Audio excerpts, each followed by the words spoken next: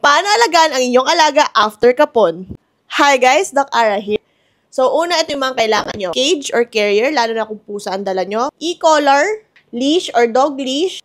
Cat litter na malaki yung particles. Huwag yung sand kasi pwede dumikit sa sugat, lalo na for cats. Cat suit para ibabalot sa katawan ng pusa, lalo na for female cats. Syempre, yung prescription meds na ipaprescribe ng mga vet nyo. So, number 1 that you'll need to know, sa recovery, it will take about 2 to 3 hours bago talaga sila completely magising. Minimize nyo yung paggalaw, pag-exercise. Kaya recommended namin na naka-cage sila or carrier. And if nasa bahay sila, make sure to prepare an area or isolated area kung saan sila magsistay habang nagre-recover. Number 2, i-monitor nyo yung appetite. Pagkagising, hindi naman ibig sabihin agad-agad bibigyan ng pagkain full meal. Nope. Dapat ang gawin nyo ay small amount of food na sigurado kayo nakakalunok na sila, nakakainom na sila ng tama. Better if bigyan sila ng wet food para mas madali itong weigh-in nila.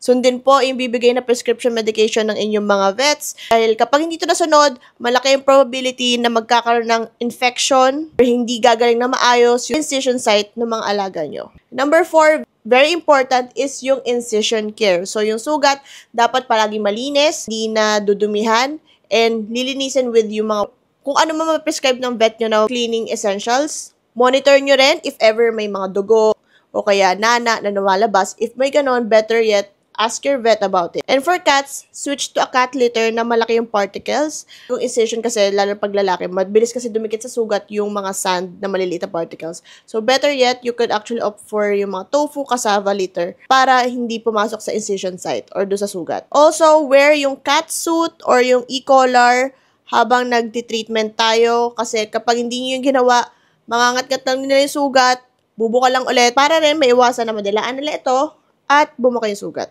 Lastly, kapag napansin nyo na may kakaiba na sa pusa nyo o sa aso nyo, like tumamlay, nagka-fever, naging iba na itsura ng wound area, better yet consult your vet about it. So, if you have other concerns regarding your dog or cat's kapon surgery, spay and neuter, don't forget to consult your veterinarian.